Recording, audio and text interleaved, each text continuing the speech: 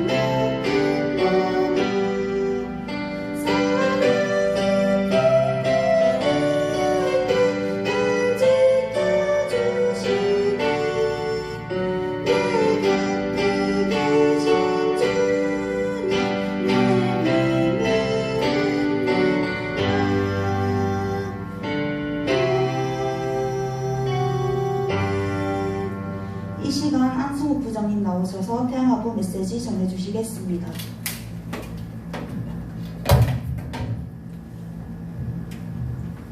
감사합니다.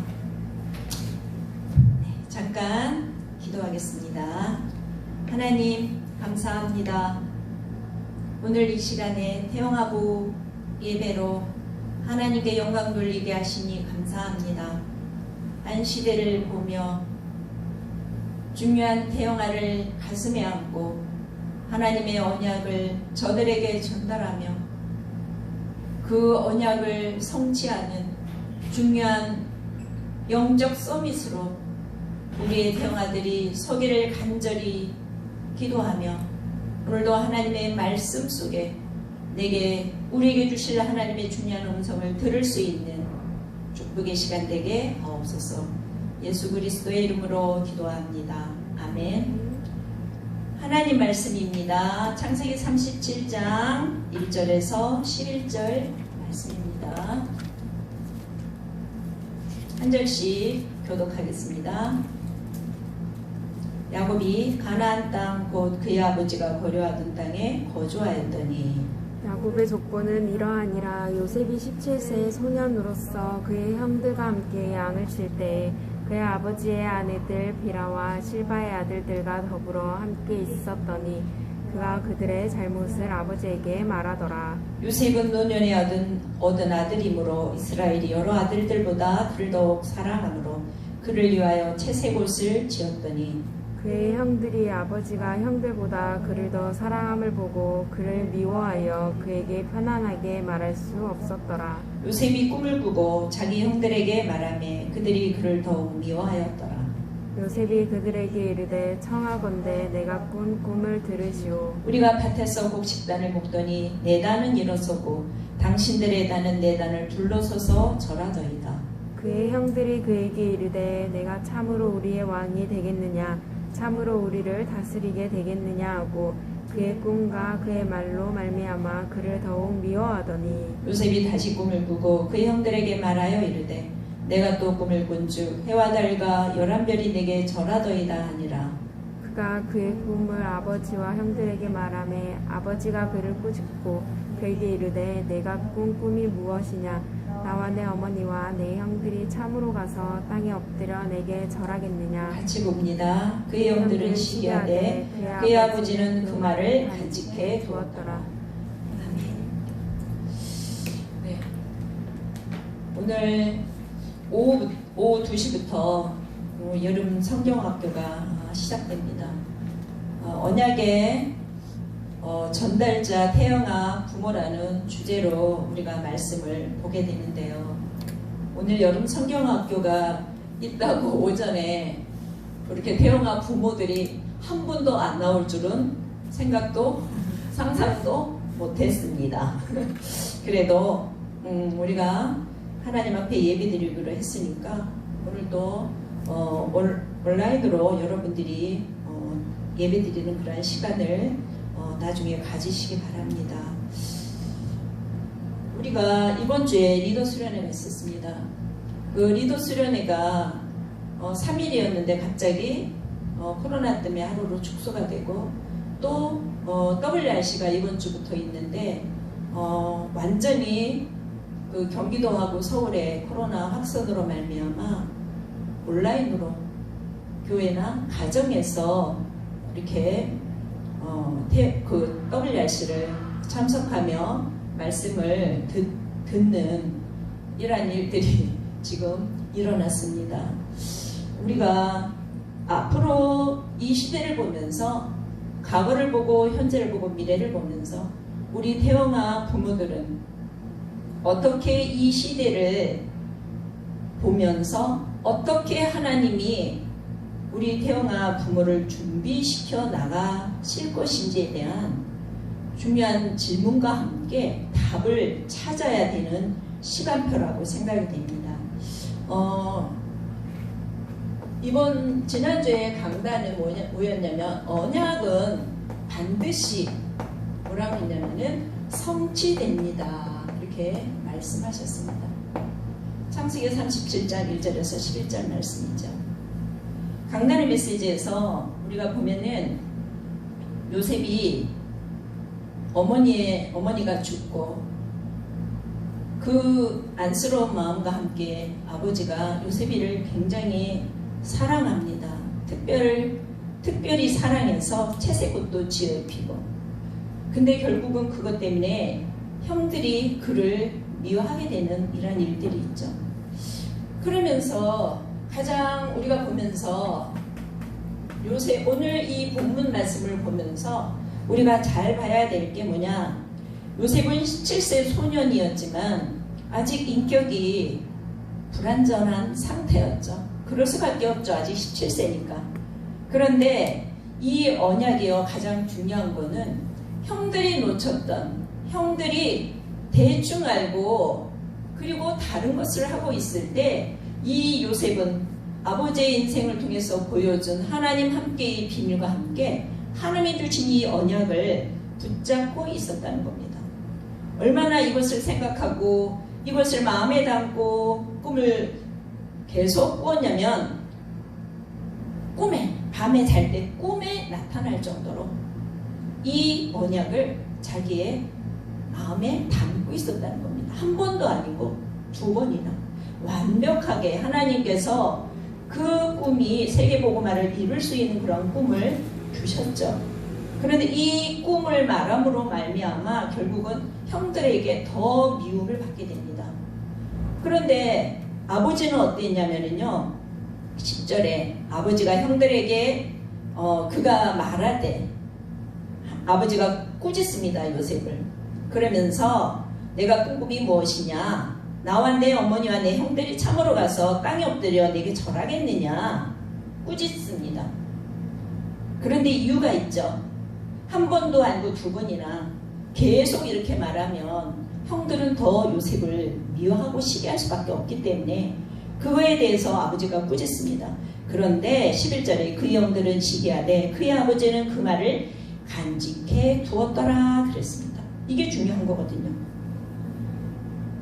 아버지는 그 꿈이 어떤 꿈인지 알고 있었던 겁니다. 그래서 그 말을 간직해 두었더라. 뭐 했을까요? 그 꿈이 이루어지도록 아버지가 어떻게 했을까요? 우리가 그 부분들을 잘 봐야 되겠죠. 근데 이 언약이 성취되는 시작이 뭐였냐면은 노예로 가는 게 언약의 성취였습니다. 절망의 시간표죠. 그런데 이 노예로 가서 이 요셉은 한 번도 하나님을 원망했다 그러지 않았습니다. 불신하였다 하지 않고 염려했다 하지 않았습니다. 왜? 꿈을 통해서 미리 요셉이 보았기 때문입니다. 그게 서밋이잖아요. 그러니까 결론을 알고 가는 인생입니다. 하나님이 나를 통해서 이 시대의 최고의 강대국인 애국을 복음화하겠다는 이 사실을 요셉이는 알고 갔던 겁니다. 그래서 노예로 가도 감옥으로 가도 흔들리지 않았습니다. 거기서 가장 낮은 곳에서 하나님의 말씀을 붙잡고 자기가 하는 일에 최선을 다하고 있었을 때 결국은 하나님은 요셉을 들었습니다. 그 시대에 애굽의 총리가 돼서 많은 나라를 살리는 세계복음화의 자리에 설 수 있게 된 겁니다. 우리가 이 말씀을 받고 우리가 여름 성경학교를 하면서 우리 엄마들이 잘 기억을 해야 됩니다. 이번에 제목이 뭐냐면 우리가 오후에 여름 성경학교 때 우리가 받을 제목은 뭐냐면 어린 렘넌트의 서밋 시간이라는 말씀입니다. 어린 렘넌트의 서밋 시간.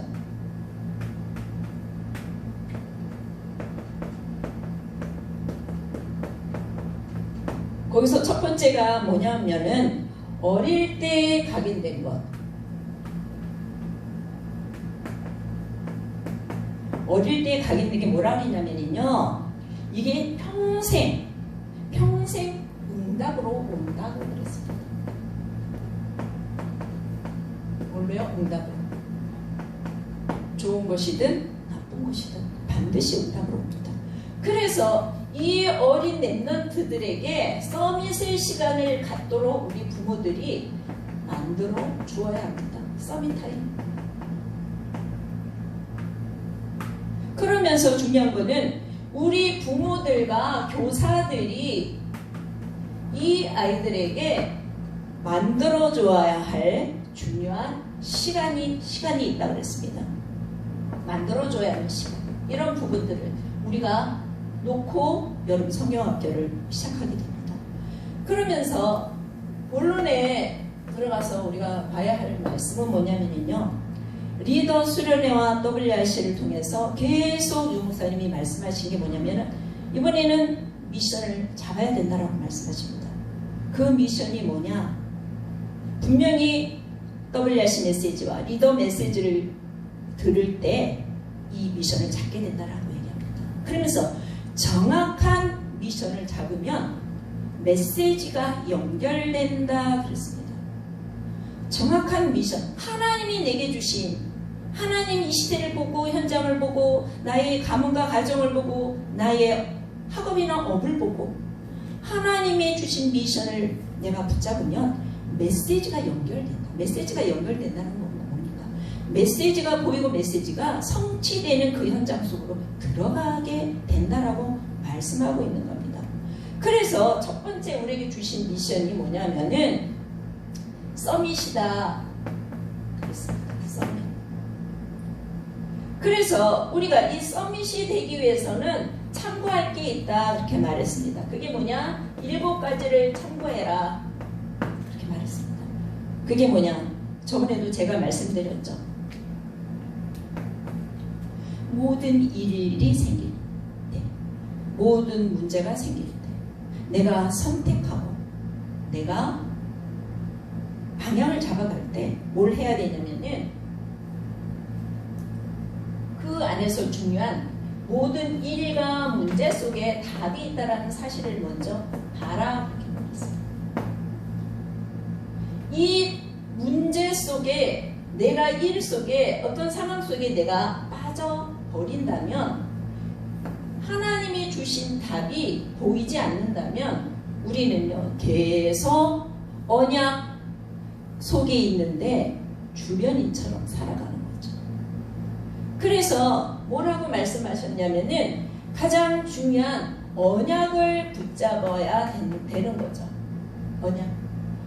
오늘도 그리스도께서는 구원 역사를 3초주를 멸하시며 구원의 역사를 이루시고요. 오늘도 하나님은 말씀으로 지금도 역사하시고 하나님 나라를 이루고 계시고 오늘도 성령께서는 우리를 인도하시며 하나님의 증인으로 땅끝까지 증인되는 이런 일들을 우리에게 허락하고 계시는데 이 언약 속에서 모든 일과 문제가 생겼을 때 중요한 내가 답을 가진다면은 어떻게 될까요? 감사가 나올 수밖에 없죠. 이게 시작입니다. 여기서 시작돼야 된다고 그랬습니다. 그러면서 이게 언약 기도입니다.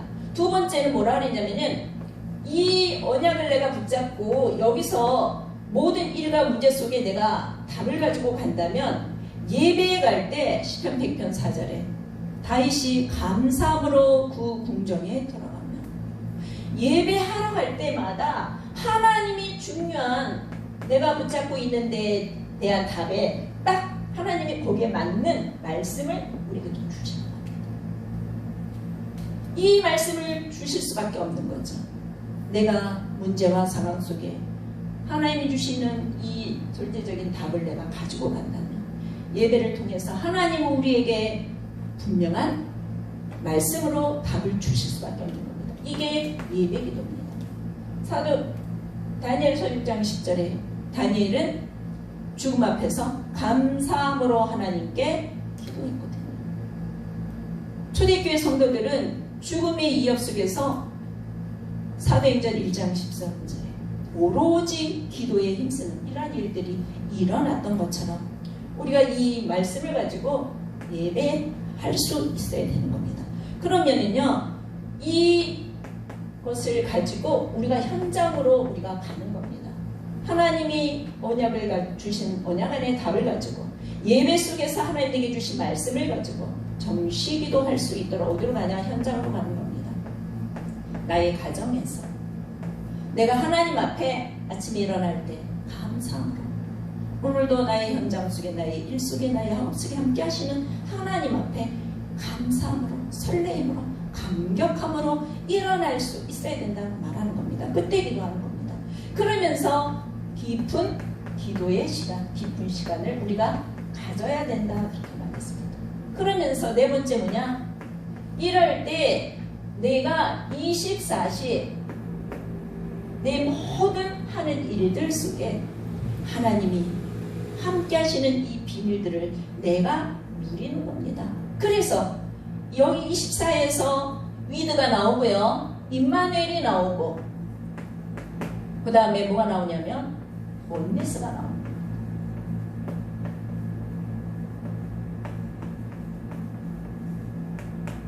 하나님 함께가 되는 거죠. 모든 보이는 것, 들리는 것, 그리고 내가 생각하는 것이 기도로 연결되어지는 겁니다. 그럴 때 하나님께서요 우리에게 어떻게 하냐? 25 하나님의 중요한 시간표 속으로 내가 들어가는 게 아니고 하나님이 일하시는 그 시간 속으로 들어가는 겁니다. 이게 뭡니까? 하나님의 나라가 임하는 겁니다. 하나님 나라.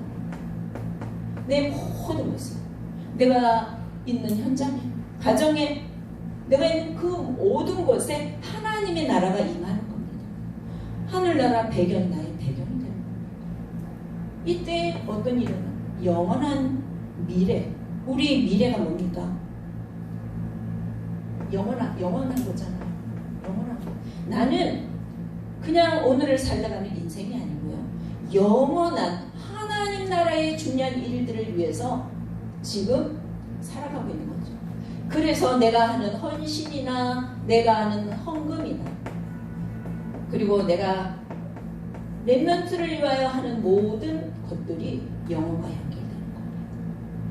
그때 뭐가 되냐? 증인기도. 하나님 나를 증인으로 세우는 중요한 증인기도가 되는 거예요. 이때 절대 불가능했던 것들이 뭘로 돼요? 절대 가능이 되는 거예요. 이 소리 들어요. 이 7 기도를 우리가 그저 가지고 가야 된다. 7 기도. 이 7 기도를 우리가 가지고 갈 때에 하나님께서는 우리에게 뭘로 되냐? 서밋 정도가 아닌 뭘로 되냐? 영적 서밋으로 하나님 우리를 세우시겠다라고 말씀하고 있는 거예요. 그런데 가장 중요한 거는 여기서 이 7가지 기도 속에서 가장 중요한 키가 뭐냐면 하나님의 정확한 언약을 내가 붙잡아야 되는 겁니다. 내가 절대 언약, 하나님의 절대 언약을 내가 정말로 붙잡았나? 못 잡았나? 여기에 모든 키가 되는 겁니다. 그죠? 그래서 하나님의 절대 언약을 붙잡고 갈 때 하나님 우리에게 반드시 우리에게 서밋으로 갈 수 있도록 하나님 우리에게 미션도 주시고요. 그 다음에 우리에게 인턴십도 할 수 있고 포럼을 할 수 있는 겁니다. 우리 인생 여정이 그냥 가는 인생 여정이 아닙니다. 하나님이 후대들에게, 우리 자녀들에게 인턴십을 할 정도. 그죠? 사무엘이 다윗에게 언약의 여정 전체를 보면서 인턴십을 했잖아요. 에스더에게 모르드게가 네가 유대인임을 말하지 마라. 그런데 말할 시간표가 올 때 네가 유대인임을 말하라. 그때는 죽음도 상관없을 정도. 죽으면 죽으리라 라고 나아갈 만큼 여러분의 자녀들에게, 여러분이 키우는 렘넌트들에게 인턴십을 할 수 있는 겁니다. 뭘 보고? 절대 요정 속에서.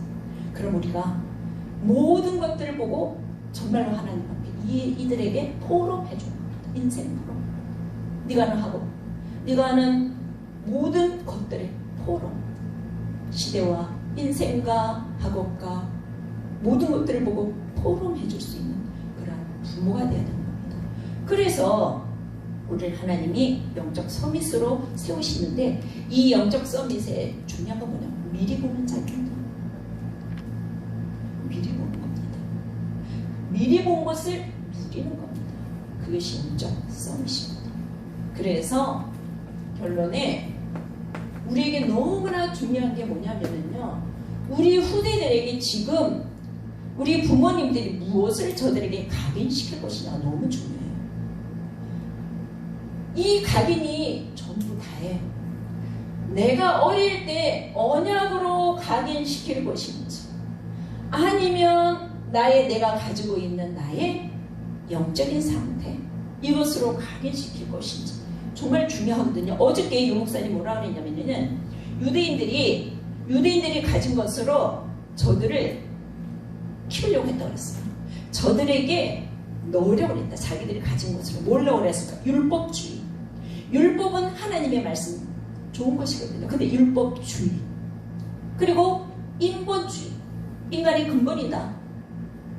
좋은 거잖아요. 근데 인본주의가 되는 겁니다.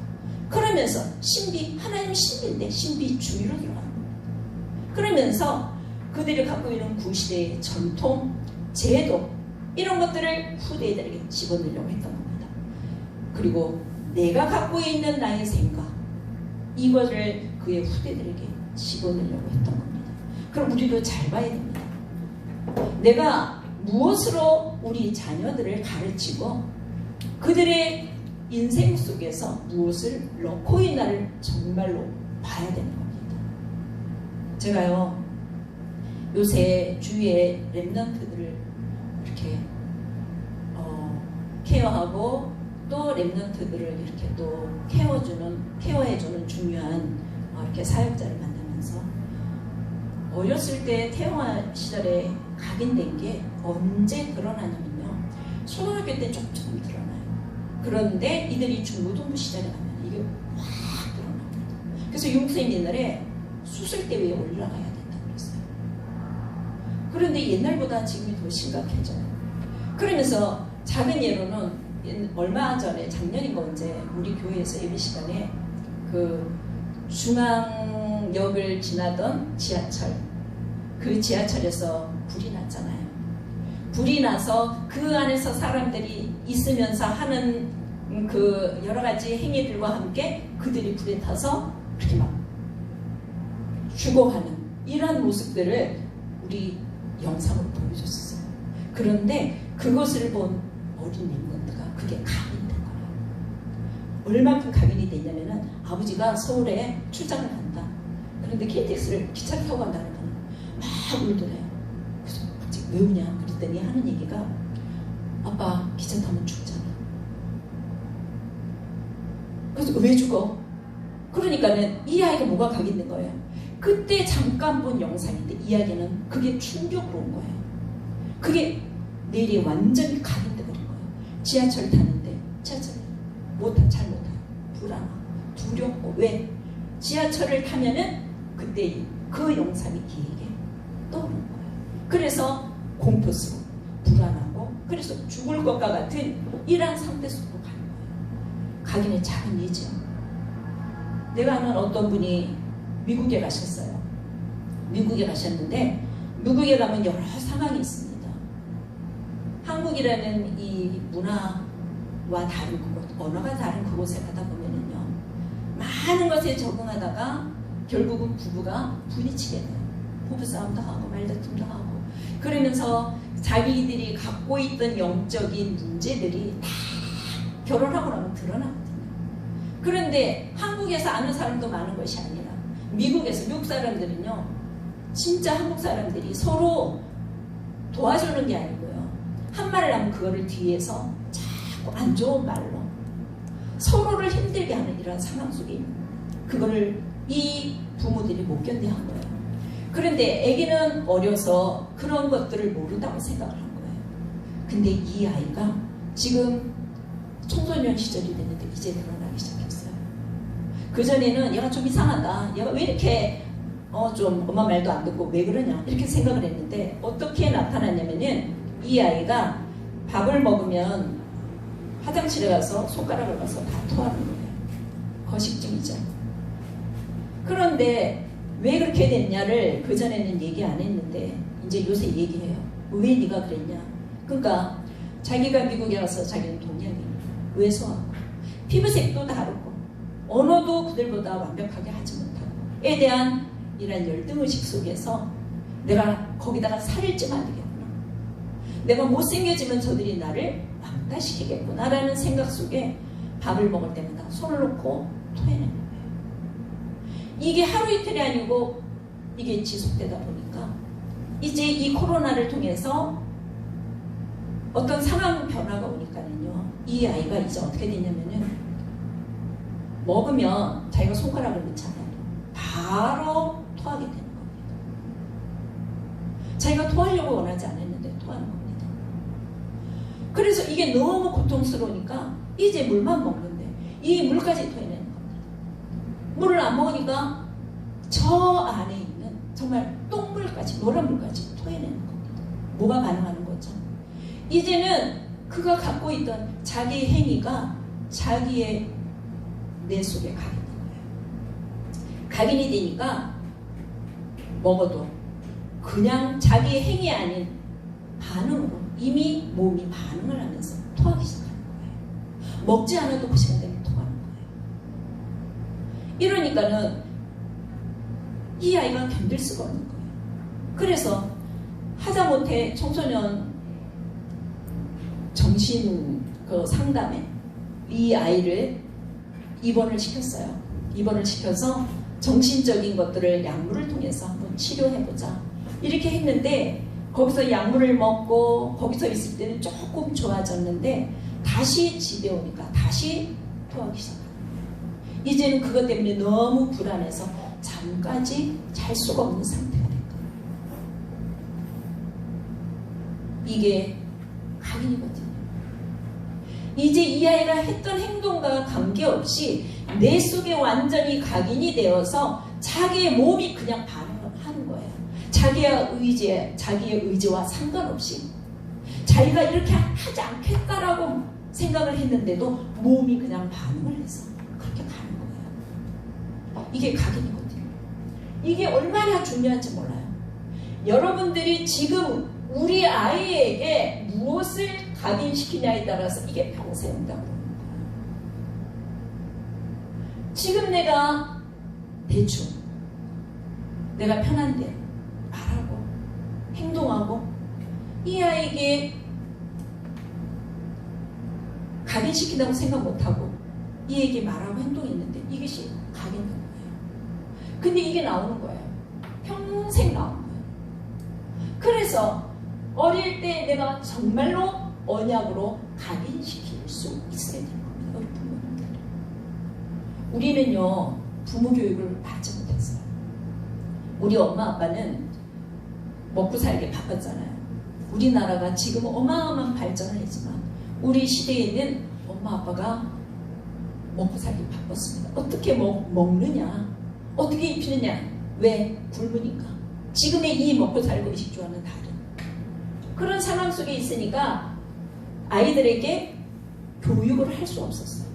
그러니까 교육이 부재된 상태에서 우리가 자랐고 우리는 또 그 아이들에게 똑같이 행동을 하면서 각인한 거예요. 그래서 이제 우리가 이 부모들이 각인을 바꿔야 됩니다. 이 각인은 금방 바뀌지 않거든요. 유 목사님이 어떻게 각인을 바꾸냐?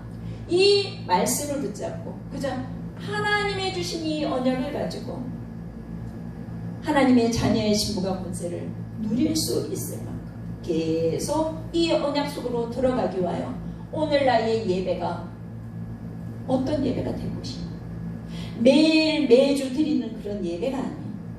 내 인생에 단 한 번뿐인 그리고 영원한 기회가 될 수 있는 그런 예배를 우리가 드려야 되는 겁니다. 그러면서 이 예배 때 주신 이 말씀과 이 감격을 가지고 나의 집으로 나의 현장으로 가는 겁니다. 그래서 나 홀로 있을 때 하나님과 1대1 관계 속에서 기도가 예배가 되어져야 되는 겁니다. 깊은 기도 하루에 한 번만 해도 된다. 우리 랩런트들에게는 1분만 해도 된다. 1분만 하나님을 바라볼 수 있는 시간이 있다면 라고 말씀하시잖아요. 그만큼 기도가 안 되는 거잖아요. 1분 가지고 어떻게 바꾸겠습니까? 그런데 1분이라도 5분이라도라는 말씀을 하는 겁니다. 너무 중요하니까. 그러니까 이 시간을 갖고 있으면 24시 내가 듣고 보고 생각하는 모든 것이 뭘로 연결될까요? 말씀으로 연결이 될 수밖에 없습니다. 그러면은 25시 하나님의 시간표가 오게 되는 거죠. 나를 뛰어넘는, 나를 초월하는 하나님의 시간표가 오는 겁니다. 하나님의 나라잖아요. 보호자의 축복이 임하는 거잖아요. 그러니까 나는 내가 하는 거는 아무것도 아닌 것 같은데 내가 하는 헌신과 내가 하는 헌금, 렘넌트를 위해서 내가 하는 모든 것들이 영혼과 연결된다는 겁니다. 그럴 때 나는 어떻게 됩니까? 절대 불가능한 것을 절대 가능으로 할 수 있는 증인으로. 이게 일곱 기도입니다. 이것을 우리가 부모들이 시도해야 됩니다. 골프 선수가요, 우리나라의 유명한 박세리 골프 선수가 있잖아요. 체격이 우리보다 굉장히 골프하기 유리한 체격이에요. 그렇다고 박세리가 아무것도 안 했는데 그냥 골프채를 딱 들고 쳤는데 홀인원 한 거예요. 그럴 수 있을까요? 아니에요. 뼈를 깎는 골프채를 들고 자세를 연구하고 노력한 겁니다. 프로골퍼가 되기 위해서. 피아니스트가 오늘 갑자기 그죠? 모차르트가 되고 슈베르트가 되는 게 아닙니다. 피아노 앞에서 끊임없이 두드리고 그 안에서 또 영감을 얻고 이래서 피아니스트가 되는 겁니다. 여러분들 가만히 앉아가지고 서밋으로 가는 거예요. 나는 영적 서밋이 될 거야. 아니요. 언약 붙잡고 여러분들이 먼저 기도 속으로 들어가야 되는 겁니다. 여러분들이 하는 것을 우리 아이들이 보는 겁니다. 말하지 않아도 보는 겁니다. 느끼는 겁니다. 영적인 건 통하는 게 있거든요. 우리 엄마 아빠가 그 아기가 보이지 않는 데서 말다툼했어요. 근데 아기는 알아요. 아, 우리 엄마 아빠가 지금 분위기가 이상하네. 싸울까 이런 걸 모르니까 우리 엄마 아빠가 뭔가가 편안하지 않네? 아는 거예요. 남편은 아내를 존중해야 되고요. 아내는 남편을 존중해야 됩니다. 제가 존중이 잘 안 되더라고요. 우리 남편은 자꾸 존중이 안 돼요. 그래가지고 막 당신 때문에 내가 그랬어. 당신 때문에 내 인생이 자꾸 이렇게 힘들었고 꼬였었던 거야. 이렇게 얘기했어요. 근데 요 근래 제가요 몇 주 안 됐어요. 옛날에도 내가 문제라는 건 알았어요. 내가 먼저 문제지. 그런데 정말 그런 거예요. 아, 내가 정말로 이 언약 안에서 내가 바뀐다면, 그리고 그럴 수밖에 없는 저 사람의 과거와 저 사람이 지난 날의 그 배경과 상처를 내가 정말로 이해한다면 기도하면서 내가 도와줘야지. 보이는 것부터 하나부터 작은 실천을 해야지. 그래서 이제 밖에서 들어오잖아요. 옛날 같으면 들어왔나 보다. 이 나이 되면 좀 그래요. 근데 요새는 어떻게 하냐면 현관까지 가요. 막 그래가지고 오셨어요. 뭐 하나 오셨어요. 일부러. 그죠? 아침에도 방에 있으면 씩 가가지고 또 아침에 또 해줘야 돼. 이렇게 했거든요. 근데 뭐래? 일어났어요. 뭐 하세요? 이러면서 그게 시작인 거예요. 그냥 하는 게 아니라 내 마음 저 안에서부터 이 부분들이 그 사람 상대방이 이해가 되지. 그럴 수밖에 없었던 그 사람의 상대. 그러니까 지금 보이는 것들은 그렇다고 또 뭐 계속 예쁜 건 아니잖아요. 계속 또 미운 짓 하면 또 믿고 그렇지만 다시 그럴 수밖에 없잖아요. 그걸 먼저 깨달은 사람이 위해서 기도해주고 도와줘야 돼요. 이걸로 이제 들어가려고 시작하고 있습니다. 그런데 가장 중요한 건 그래서 우리가 어릴 때 각인, 이게 평생 가기 때문에 우리가 리더에서도 나왔죠. 우리가 24 우리가 집중할 수 있어요. 누구든지 다 24 놓아요. 그죠? 누구든지 다 24 하고 있어요. 근데 무엇에 24 하고 있느냐가 중요한 거예요. 무엇에? 내가 24 하면서 어떤 생각을 하고 있냐? 무엇을 하고 있냐? 이게 24인데 이 24를 어떻게 해야 되냐? 이 기도를 가지고 우리가 24에 나가죠. 하나님 앞에 나아가는, 하나님 앞에 집중하는 24 해야 되겠죠. 호렙산에서, 약복강에서 이런 24시가 우리가 돼야 되는 겁니다. 그래야 이 안에서 가장 중요한 나의 복음이 나옵니다. 나의 기도가 나옵니다. 나의 전도가 나옵니다. 이게 나잖아요. 하나님이 나에게 주신 절대 언약 속에서 하나님 내게 주신 언약, 내게 주신 나의 복음이 무엇이냐? 그죠? 나의 복음이 뭡니까? 나의 언약이잖아요. 이거를 가지고 내가 얼마나 하나님 앞에 집중하면서 내가 24시 모든 것들을 놓고 기도할 수 있게, 나의 인생의 여정, 나의 인생의 목표, 모든 업이 전도와 연결될 수 있게 내가 기도하면서 가는 겁니다. 그래서 우리 엄마 아빠들이 먼저 우리 후대를 언약의 전달자로 키우기 위해서, 언약의 성취되는 성취자로 키우기 위해서 가장 중요한 부모님들이 먼저 이 언약이 무엇인지, 하나님 내게 주신 언약이 무엇인지, 그리고 내가 이것을 붙잡고 어떻게 기도 속으로 들어갈 것인지, 우리 후대들에게 하나님은 어떻게 언약을 전달하기를 원하시고 어떤 기도를 이 이들에게 전달할 것인가를 고민하면서 하나님 앞에 질문하는 그런 시간이 있어야 됩니다. 질문해야 답이 나오는 거잖아요. 질문도 안 하고 있는데 아무것도 안 보여요. 뭔지도 몰라. 문제인지 아니면 이게 응답인지. 그래서 가장 중요한 요셉이 꾼 꿈을 말했을 때 야곱이 그 말을 가슴에, 그 말을 간직해 킵해 두었다.